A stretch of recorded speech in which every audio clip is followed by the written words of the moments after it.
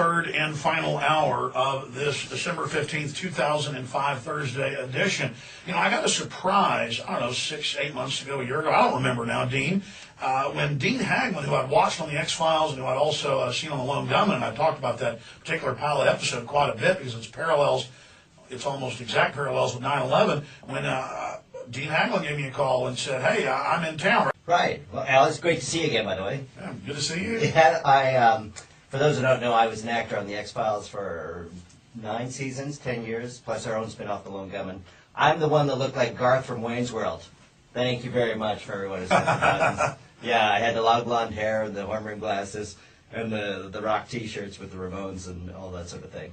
You were my favorite character, I have to say. I was always glad whenever the conspiracy theorist guys popped up. That's right. And, you know, it was the writers like Chris Carter and they were listening to shows like yours and Art Bell and stuff to get a sense of how to write for us and how to, like, do that. So you were major influences. Wow, I'm flattered. I didn't know that. Yeah, absolutely. They were all keeping tabs on everything.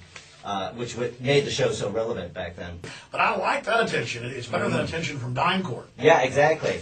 Though I just heard about that now, that you're a bit threatened by these guys. Man, I tell you, these are the guys to be threatened by. Well, you know, this just is a testament to the good work you're doing. I mean, if you didn't have that kind of influence, they would just ignore you completely. It actually just gives me the willies. That type of evil gives me the just where does that come from? It's like another universe. It is another. Well, and it's that level of fear on those corporate structure parts that just indicate that there's a huge cultural shift coming that I've seen over the last year. You know, since we talked in this documentary that I've been shooting.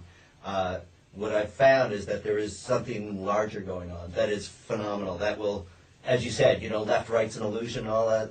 We're somehow having this ability to see past these illusions, to see past these power structures that will just, I think, tear down the walls. Well, it's like selling icy, frosty lemonades in hell. I mean, 10, 11 years ago when I first got started, people were perceptive and receptive, but nothing, I mean, it's light years now. Yeah. I mean, there's almost a danger to that, though, because then people are so ready to, you know, I'm wondering 2 weeks after the London bombing is it a government operation, and then mainstream newspapers are saying it. So, but I'm also, though, seeing the discernment go up. People are also getting very discriminating, very selective. They're seeing through disinfo operations very quickly, which is very encouraging. It is encouraging, and I think, you know, it's sort of the 100 monkey theory. You know that one? There's a larger collective unconsciousness that we're all keen into.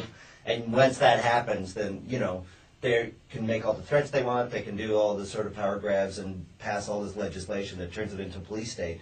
I still believe that the larger consciousness, the publicists, will break through. Oh, I agree. Let's talk more about that, because what did Gandhi say? First they ignore you, then they laugh at you, then they attack you, then you win. Mm-hmm. But the movement will win. I'm just wondering if I can survive the attack. We'll be right back. Stay with us. Dean Haglund, who again was the star of the X-Files, one of the main stars on the show for 9 seasons, 10 years, and of course the Lone Gunman pilot, and then 1 season, which I thought was better than the X-Files personally. Thank you very much. Yeah, the writers did too, and they wanted to, you know, bring up a lot more of the less the ghost stories and the poo monsters that they had in the X-Files, and go more into the conspiracy, but with the comedic edge, you know, as a way of getting some of these serious things across, but in a lighthearted tone. You know, Coast to Coast AM, second biggest radio show in the country, it's shifted a lot out of the ghost stories and stuff into more of the New World Order stuff. Yeah, absolutely. And the writers were trying to take that show in that direction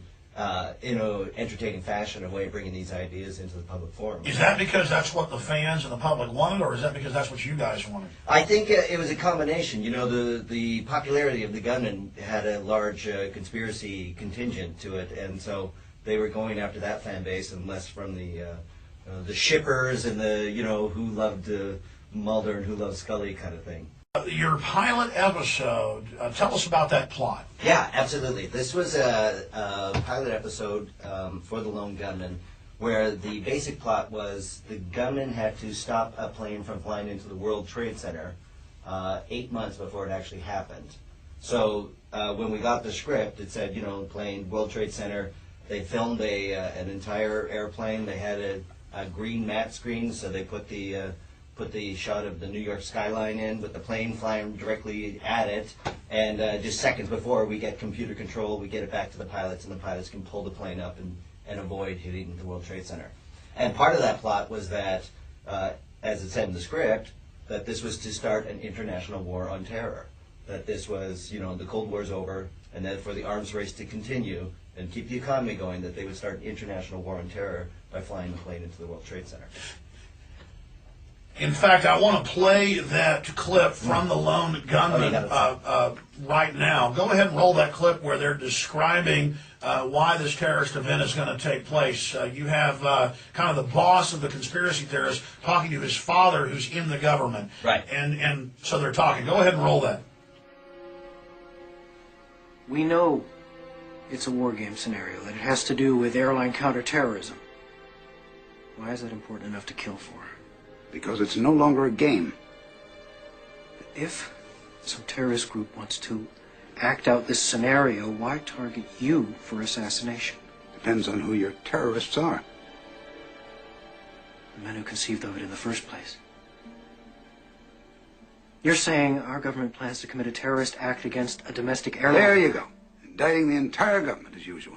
It's a faction. A small faction. For what possible gain? The Cold War's over, John.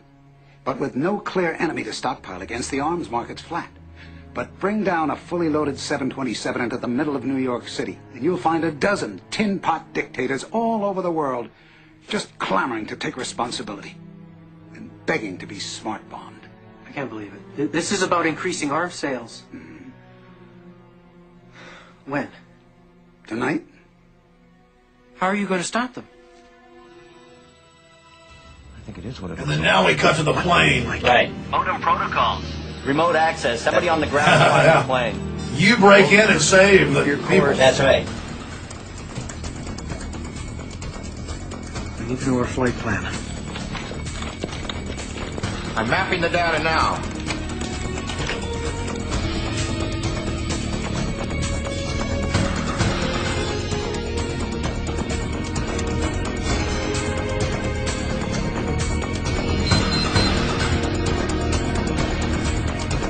Byers, your flight's going to make an unscheduled stop in exactly 22 minutes.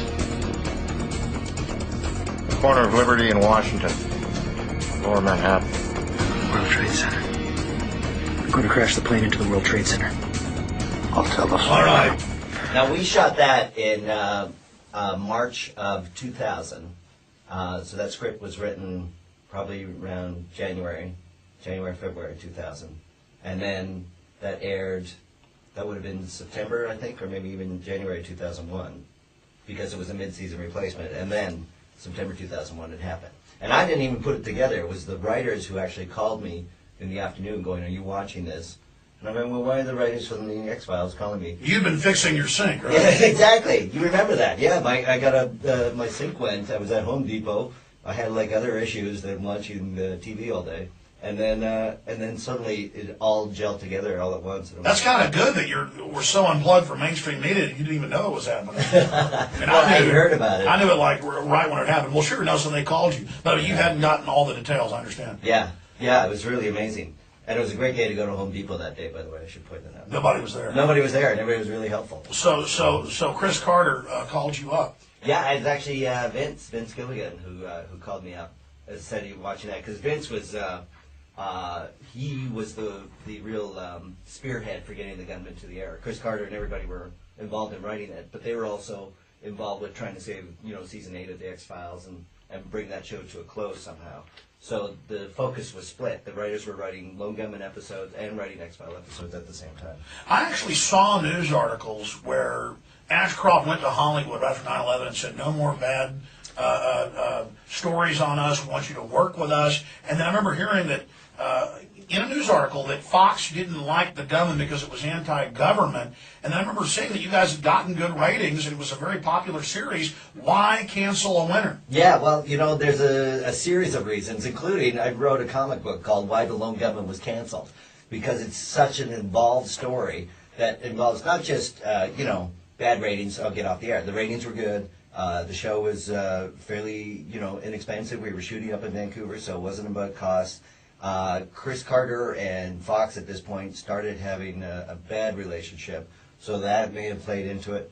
But yeah, there may have been a larger. Well, just a microcosm of that. I mean, I've been on local radio, #1 show at night against everything, making the station tons of money, and they just said, "Stop talking about the government. You're you're fired." And I didn't shut up, and they fired me. So they had people lean on them. That's just at a local level. Now it's come out about hundreds and hundreds, and I'm telling you, it's thousands of reporters on government payrolls, not just in Iraq with fake news, but fake news here. Fake news here. And not only that, Chris Carter tells a story, and I met the psychic who was hired by the CIA just to hang out at Hollywood parties and then go back and drop emails about what she talked about.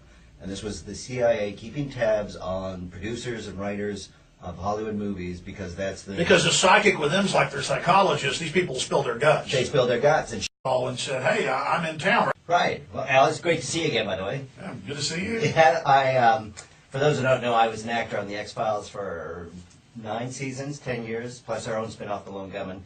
I'm the one that looked like Garth from Wayne's World. Thank you very much for everyone who's Yeah, I had the long blonde hair and the horn-rimmed glasses and the rock T-shirts with the Ramones and all the tabs on everything, which made the show so relevant back then. But I like that attention. It's better than attention from Dime Court. Yeah, exactly. Though I just heard about that now, that you're a bit threatened by these guys. Man, I tell you, these are the guys to be threatened by. Well, you know, this just is a testament to the good work you're doing. I mean, if you didn't have that kind of influence, they would just ignore you completely, that sort of thing.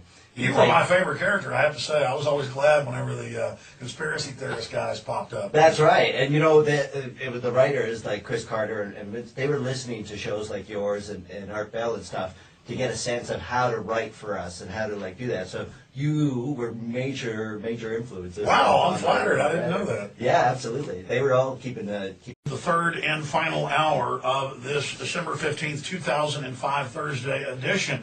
You know, I got a surprise, I don't know, 6-8 months ago, a year ago, I don't remember now, Dean, when Dean Haglund, who I'd watched on the X-Files and who I'd also seen on the Lone Gunman, and I talked about that particular pilot episode quite a bit because it's almost exact parallels with 9/11, when Dean Haglund gave me a call. It actually just gives me the willies. That type of evil gives me the just where does that come from? It's like another universe. It is another. Well, and it's that level of fear on those corporate structure parts that just indicate that there's a huge cultural shift coming that I've seen over the last year. You know, since we talked in this documentary that I've been shooting, what I've found is that there is something larger going on.